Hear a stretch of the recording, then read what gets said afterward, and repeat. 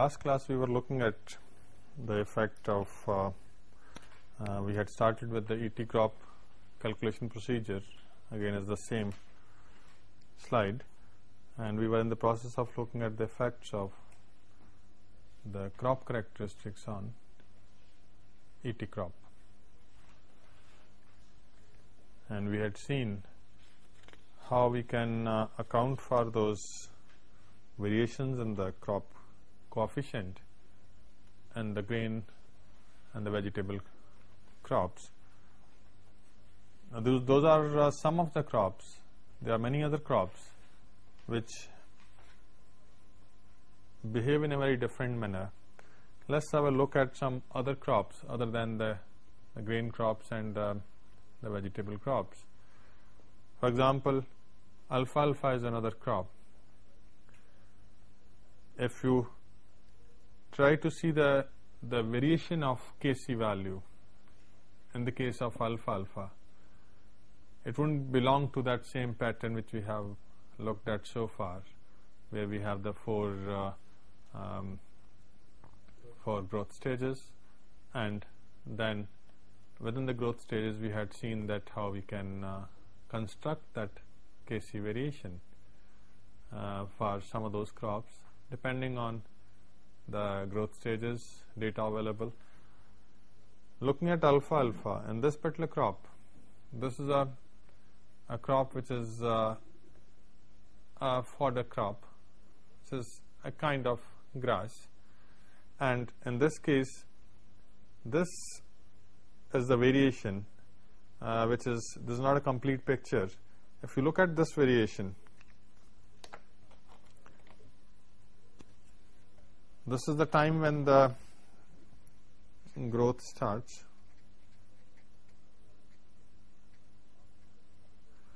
This is that level. Now after the beginning of the growth, you will find that the Kc value will increase, which is depicted here over this period from April to May. Now by middle of May you might go in for the first cut, because in the case of most of the fodder crops you will cut the crop many a times. You want to use that for the cattle feed, and all these fodder crops you will have you will use the plant for the cattle feed, and is cut many a times. In the case of alfalfa also, now once you go in for the first cut, once the crop is cut, the ET crop will reduce drastically. It is obvious that the evapotranspiration activity, once the crop is reduced in size, is just where the stem is there, you will find that the ET crop value will reduce, and ET crop reduction means the reduction in the crop coefficient, isn't it? So again, once the crop again starts growing, you will find again the value of Kc will start increasing, and it will reach a stage where again you go in for the second cut after that much period. It depends how much is the period between the next cut. So you will find that this process will continue. After each cut you will have the Kc factor will drop drastically once the size is reduced to a very small size. Again the crop starts growing, the Kc value will start increasing. So there's, along with that, you might see the variation, that there is a variation because of the cutting of the crop, but even otherwise there is a general trend. If you look at this,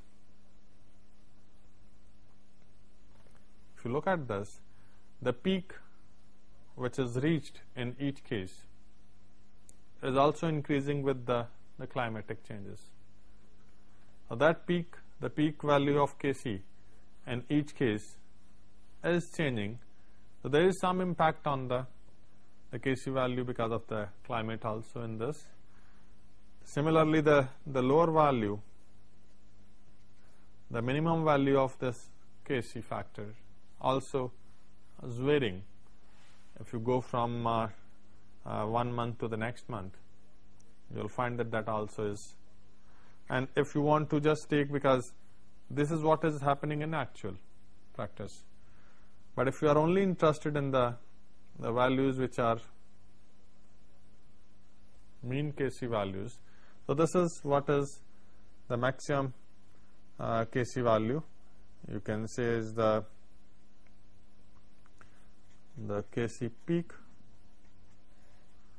there is the Kc minimum and Kc mean.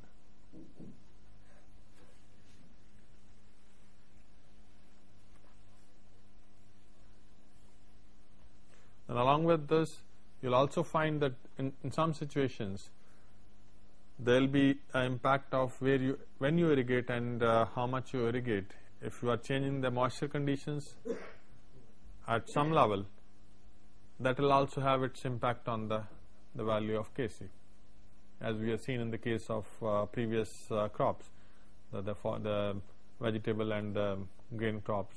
A similar impact will be seen in the case of alfalfa also. If you are supplying irrigation and the Kc value, the local Kc value will be different. So this is what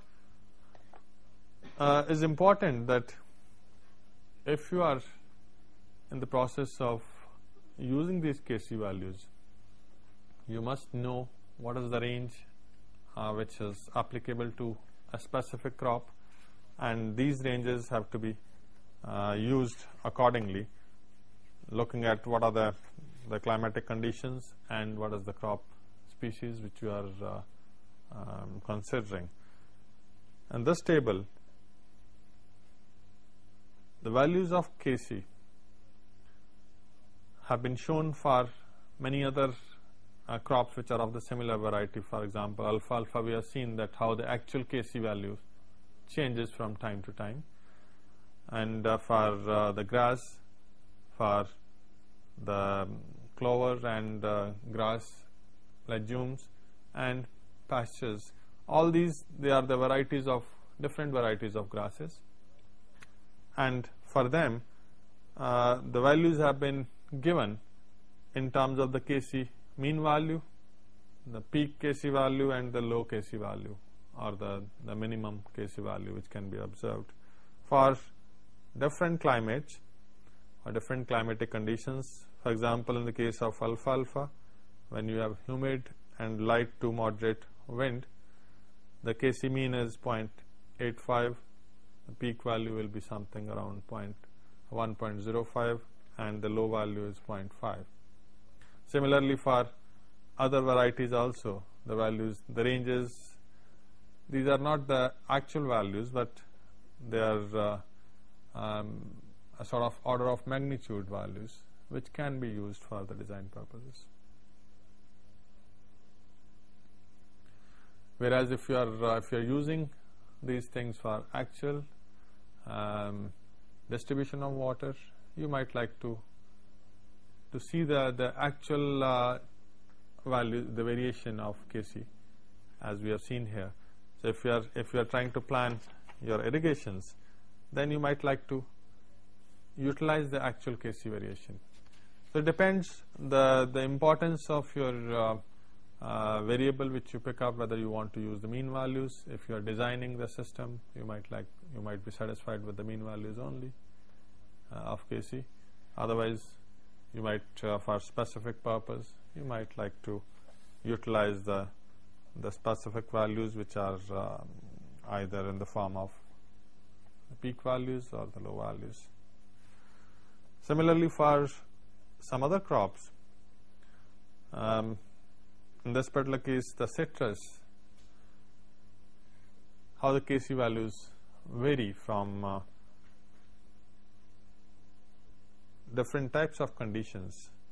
In this table, the climate has been confined to the dry areas with light to moderate wind. Now, if the climate changes, you will have another set of tables which will depict how will be the variation of Kc in the case of citrus. But here the variation has been depicted with respect to what is the ground coverage. Large mature trees providing 70% cover, and there are two conditions which have been considered. One is the clean cultivated, no weed control. So in one case you are trying to control the weed. If there is some weed control, then you will find that the Kc values are much lower because the evapotranspiration is lower. Otherwise, the water which is not even meant for the weed, or which is meant for the citrus, is taken by the weed. So the amount of water which is being lost through evapotranspiration is higher because of the weed availability. So in that case, you are finding that the Kc factor is a value which is much higher than the value when is clean cultivated. So here this also gives the insight that when you go in for the water management aspects, which are the areas where you like to put some constraints, you like to indulge in those activities which can save water. Similarly, when the ground cover is only around 50%, then for the two cases, these are the values for different months.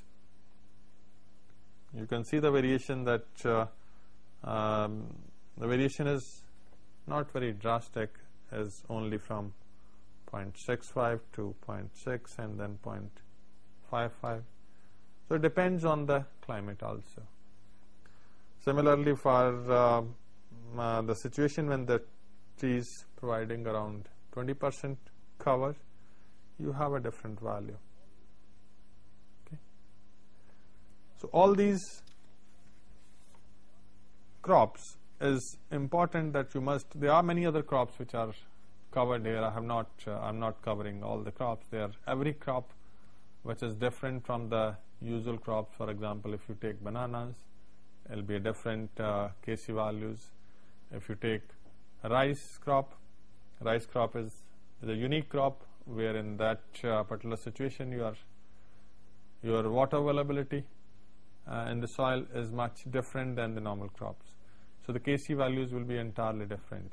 So you can refer to this particular reference for looking at the Kc variation for various crops. Let's now move on to the next aspect, which is the effect of local conditions and agricultural practices on the ET crop.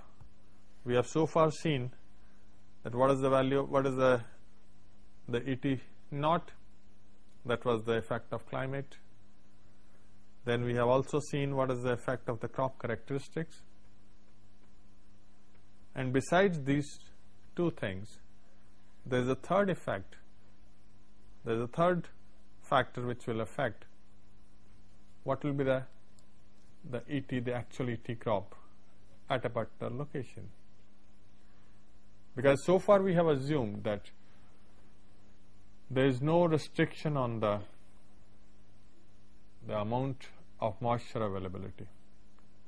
We have assumed, we have made that assumption when we had evaluated ET naught. We had not looked into the constraint that if the moisture is not available, what will be the value of ET naught. We had not done that. We had assumed, it was an assumption, inbuilt assumption, that there is no limitation on the moisture availability. So under that condition, what will be the maximum, what will be the potential evapotranspiration? That is what is the ET naught which we have computed so far. Similarly, when we go to the next second aspect of to incorporate the effect of the crop characteristics. still the assumption is the same. We are still assuming that all the conditions, whether it's the condition of water availability or the condition of the practices, the agricultural practices, or the fertility of the soil, or even the nutrients available in the soil in the form of fertilizer, all those things are the average or the optimum values. We have not constrained the conditions with respect to the local conditions, which might be the prevailing conditions. So the prevailing conditions, unless you incorporate those conditions and see that what will be the impact of those conditions on the Kc values, the exercise is not complete.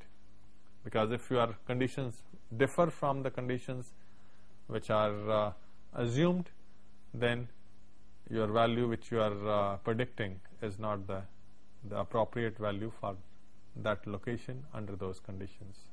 Okay. So for that, now we'll look at which are those conditions which should be looked at and what will be their impact on the ET crop at a particular location for a particular crop. So to start with, the first factor which we'll look at is the climate effects. How the climate affect the local conditions. And the first is the variation of the climate with time.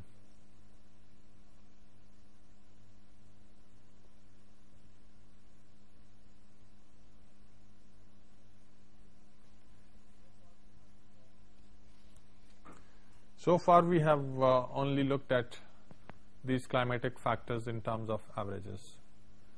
We have not looked at their variation. Whenever we have said that the climate affects all the factors which we have considered so far, they are the averages, long-term averages. Maybe at the same location, if you keep on observing the temperature, you will find that if you consider the temperature at a location, let's say that for Delhi, we have the observatory at Safdarjung Airport.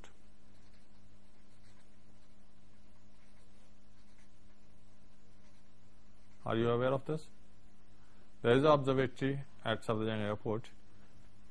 You must have passed this road many a times. If you look on your left, you will find that there is an observatory at that location. So that is listed under New Delhi. There is another one at the Palam Airport. So those are the two observatories which are available in Delhi. At this, if you find out what is the value of temperature on 25th August, the value will change every year. The 25th August maximum temperature or the mean temperature, if you take the mean temperature value of that particular day, will keep on changing from year to year. It won't remain same. So when you talk of a average condition, you might take the last 50 years, 25th of August, and you take a value which is the average value which is assigned to that particular day. But in actual practice, it might vary a lot, and when we are looking at the ET crop, the ET crop which is prevailing on a particular day will be dependent on what is the value of the various factors which are influencing the ET crop on that particular day, the actual value. Even if you take the mean value, it might not be very much different, but that's what we have to look into, how much different those values can be and what impact they can make on the evapotranspiration computations. Now this is an exercise which was done for the computation of ET ryegrass,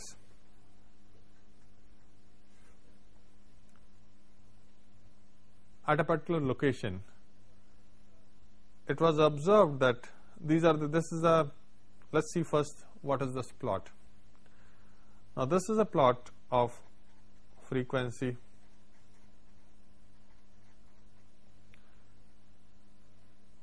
distribution and percentage, as what has been given. So on each particular day, this is the daily data, this has been plotted here from January to December. Now each value, the data was, you have to have a very long series of data if you want to do the frequency analysis. If you assume the assumption was made that on a particular day the ET crop, the ET ryegrass data is normally distributed. So if you, making this assumption, if you plot this on each particular day, the plot will be that there will be some value which will be having 95% frequency, 90%, 75 and 5%. So this is the scatter which has been obtained. The ET crop value varies considerably from one level. In this particular case, if you take the month of June, it varies from almost 2 millimeters per day to around 5.5 millimeters per day if you consider the frequencies from 5 to 95%. The range will be still more if you go up to the next level. This variation is there in actual practice. If you take the actual data, for example, on even if you take the monthly data, the month of June, these were the variations. If you take the data of the last 15-20 years or maybe more, so this will plot like this. Similarly, if you go to the months which are having less amount of evapotranspiration, still the scatter is there.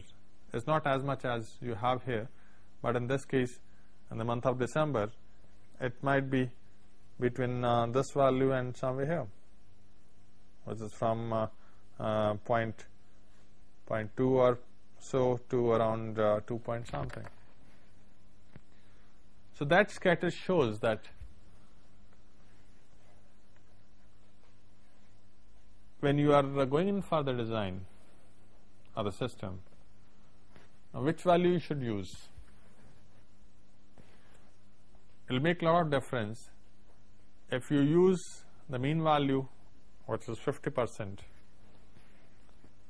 you will use in the normal design, what you do, you want to take care of the peak consumptive use requirements or the peak crop use requirements. If you can cater to the peak requirements, the other portions of the crop growth can be always catered to.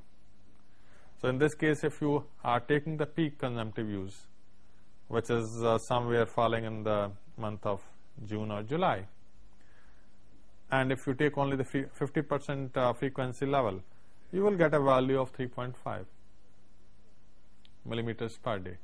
So if you base your design on the 3.5 millimeters per day requirement, then it has a chance of success of only 50%.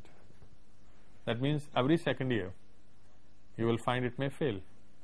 Your requirements might not be met with, because your requirement at the 50% level is 3.5, but if you go above that level, your requirements are much higher. So if you try to cater to the 100% requirement, then is quite a high value, is around 6 or so, 6 millimeters per day is the requirement from the ET crop point of view. And to fulfill that requirement, your requirement of water will also be quite high. So you'll have to design a system which can be 100% safe. You can say that every year, whatsoever may come, whatsoever are the conditions, you will be in a position to satisfy the ET crop requirement. But at the same time, the values are so high that your capacity constraints or the capacity requirements of the system will go very high. So you have to come out with some trade-off, some compromise, so that you can have the designs which are reasonable, which are not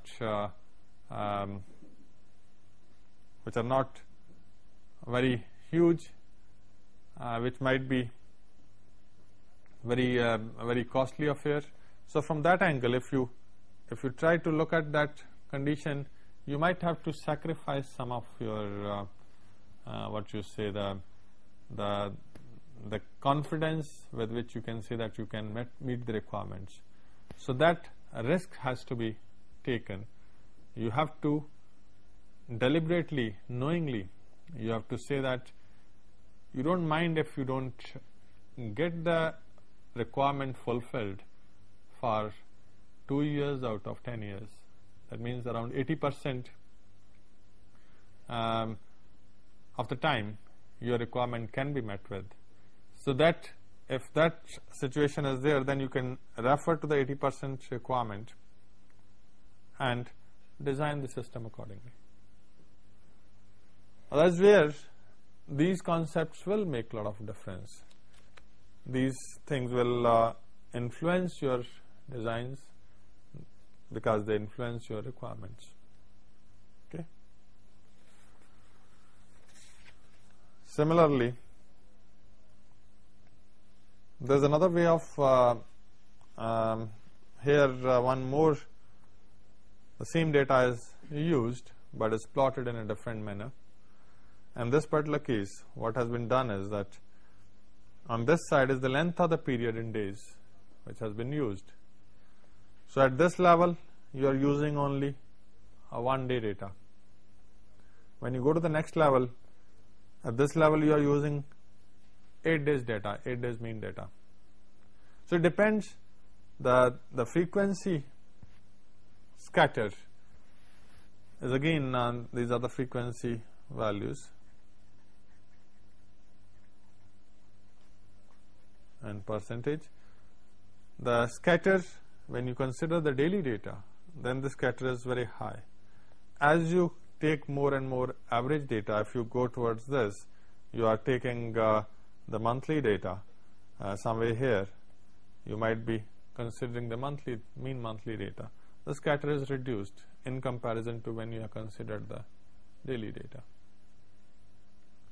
But the other things again still remain. Whether you are, how much risk you are prepared to take, that you have to decide. Normally in our Indian conditions, we again go by around 75% to 80% confidence, or 75% to 80% of the average value. You can say that is what we use in the design.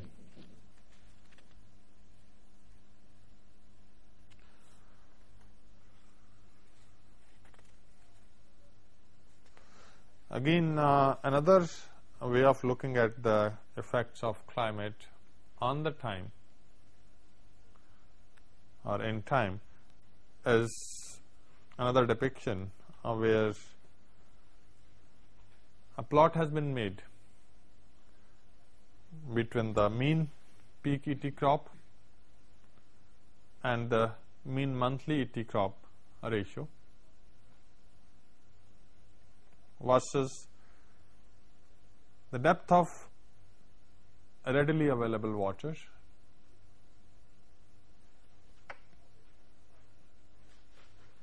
or the irrigation per application. On this side, these are the values and millimeters which show that what is the level of moisture availability. So this depiction shows that with the moisture availability and for different climatic conditions, And these are the conditions which I'll explain. How the peak ET crop varies with respect to the mean ET crop.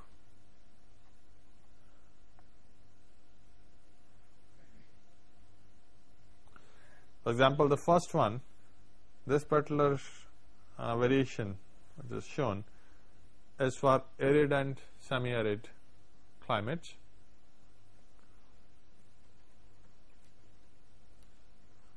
Which have predominantly clear weather conditions during the month of peak ET crop.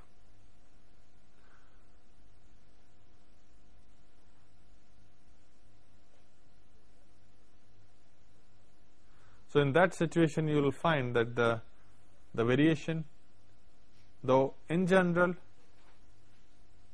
if more moisture is available, you will find the impact is not much.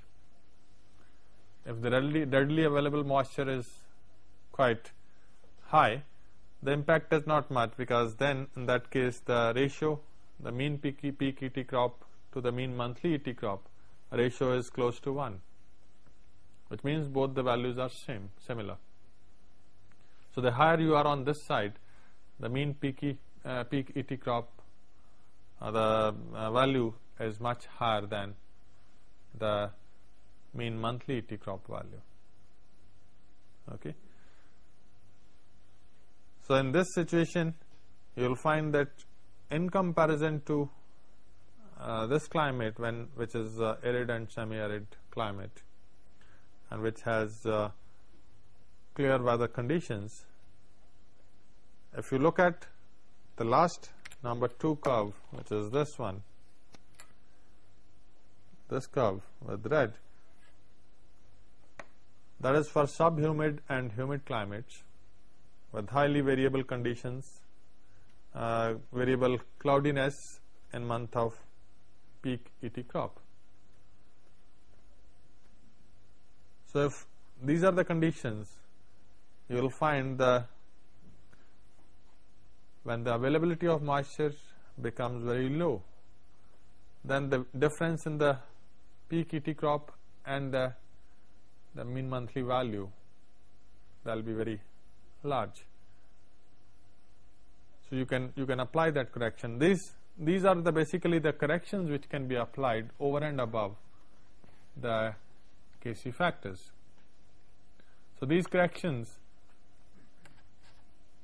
can be useful corrections to be applied on the Kc factors, which you are using for converting the ET naught into ET crop values.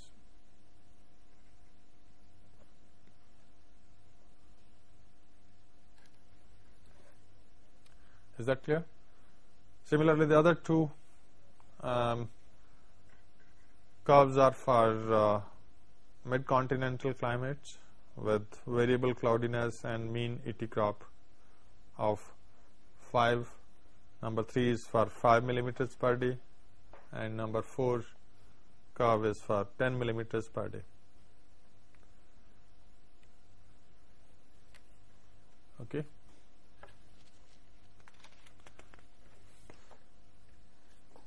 The main thing to understand at this stage is that is not with the availability of Kc values, that is not the end of the whole problem.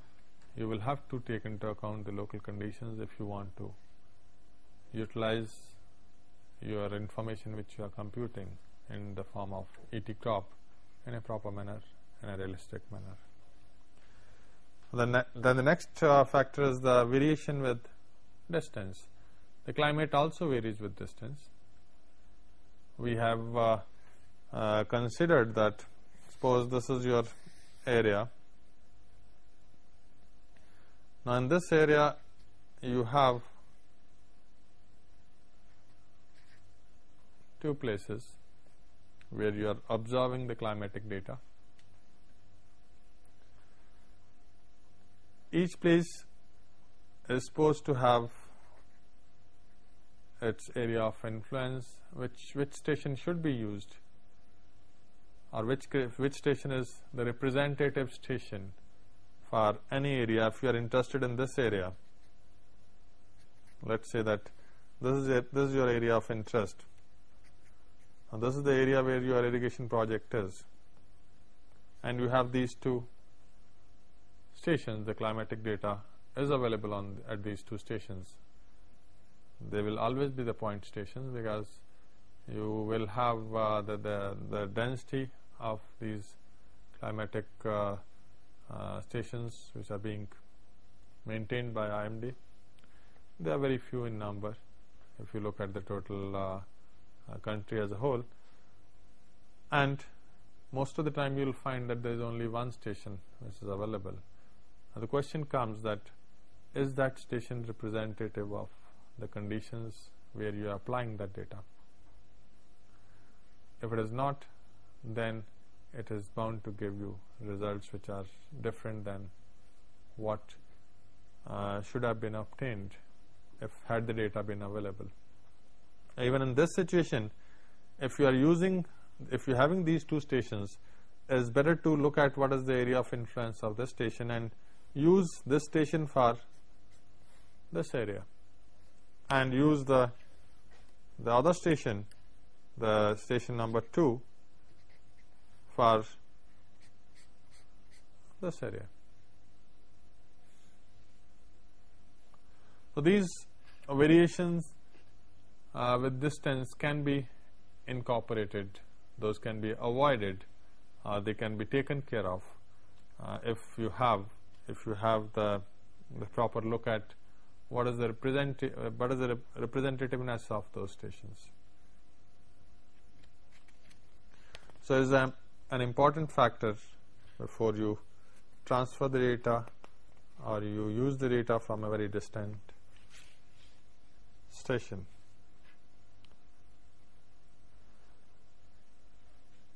Then the variation with size of irrigation development. There is another factor which is very important.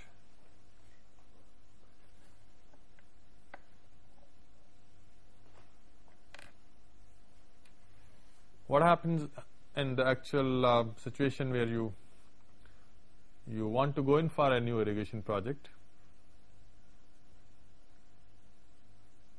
and you want to find out what are the irrigation requirements?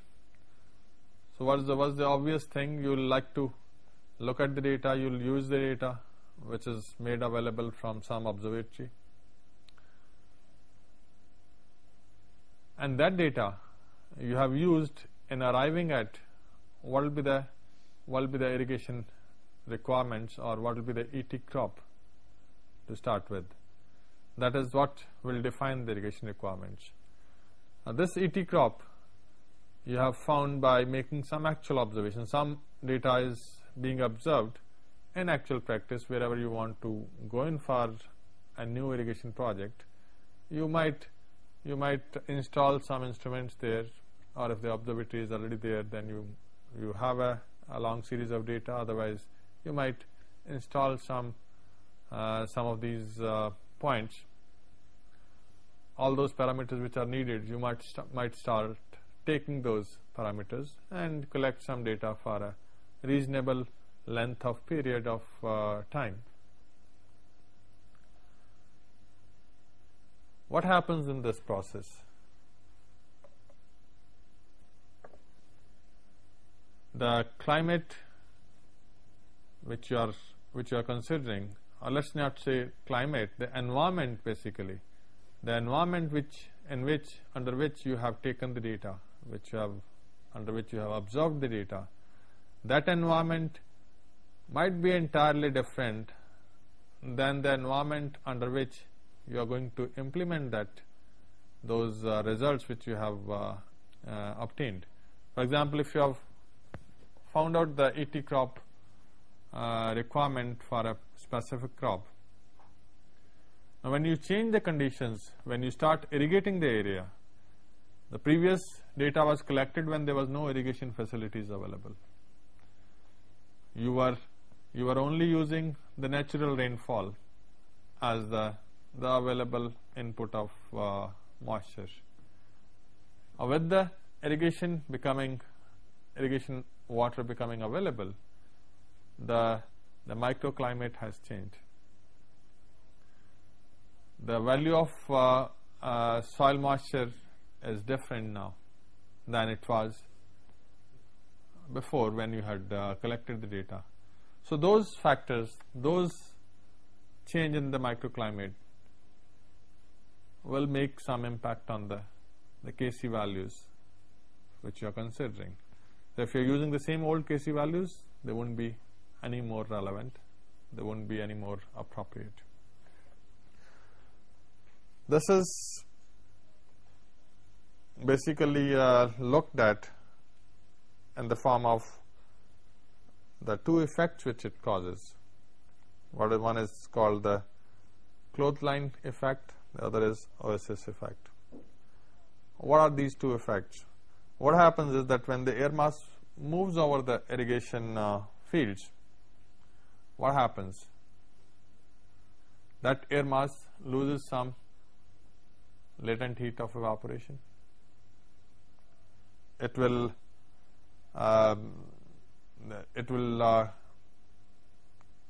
reduce its temperature if it is passing over the irrigated fields. That effect is called the clothesline effect.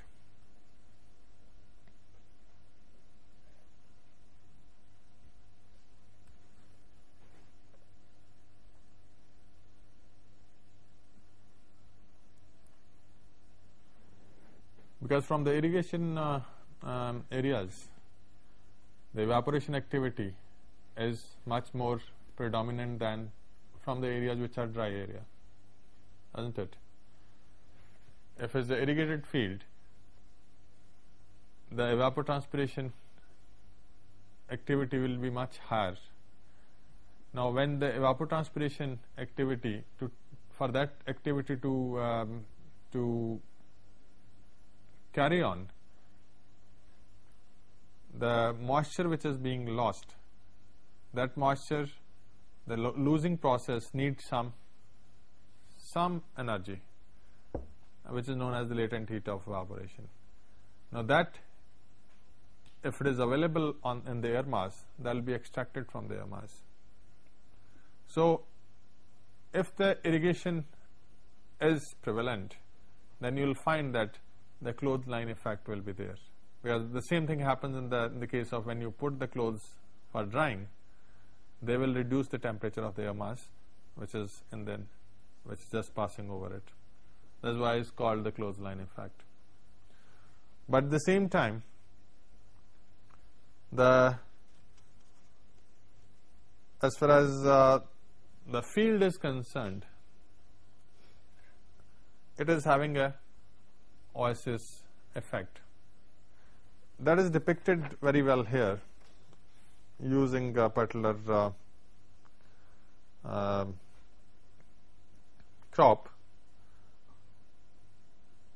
the cotton crop.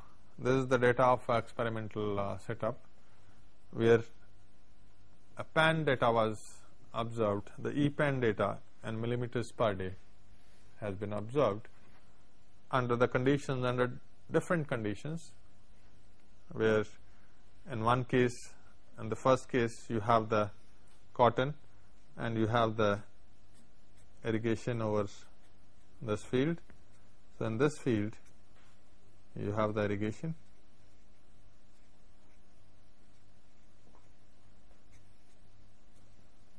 okay, and this is the fallow area, which is dry area. What happens to ET pan? The pan evaporation, it changes drastically. This is the general direction of the wind.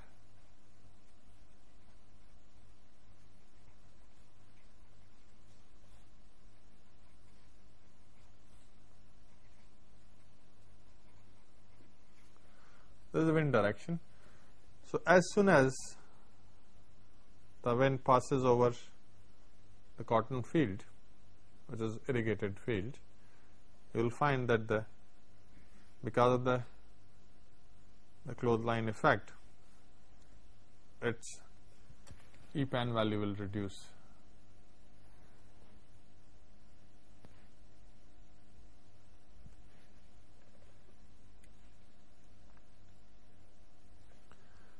And then immediately after the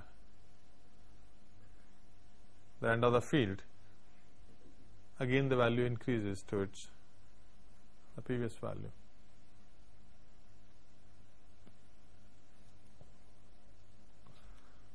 If you have the irrigation over a larger size field, you'll again find that the effect is there.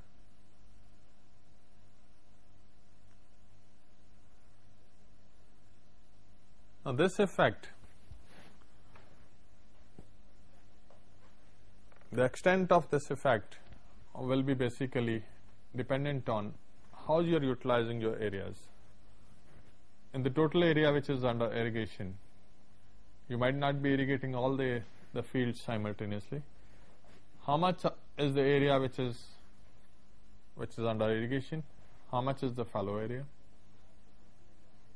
Because if you have the total area under irrigation, then it will have the impact which will be a global impact. And once it goes down, because all the areas are irrigated areas, then you will have that the permanent effect of EPAN or the evapotranspiration activity coming down. Whereas if the area is different, then the effect, whether it is an oasis effect or the clothesline effect, will be a function of how much area is under irrigation. So that has to be looked at along with. This is the depiction of the combined effect with respect to the size of the field. If the size of the field is very small, you will have the clothesline effect. If the size of the field is they are very large, you will have the oasis effect. And accordingly, and this also varies to an extent with respect to which crop you are using, because it is also dependent on what are the crop characteristics. For example, in this case, this is for grass, the blue line. For maize, the black line is the one which represents the maize variation with respect to the size of the field, and there is the correction factor to be applied. Now, the correction factor in the case of grass is very small, whereas in the case of maize is quite large, and in the case of deciduous trees is still more pronounced. Simultaneously, if you look at the size of the field, if the size of the field is more than around 20 hectares, you will have the effect which is oasis effect. If the size is less than this level, then the effect is the clothesline effect, and accordingly the correction factor can be used for arriving at a proper value of Kc.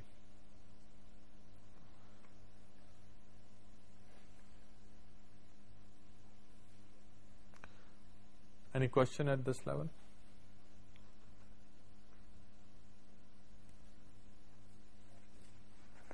So we'll stop here today.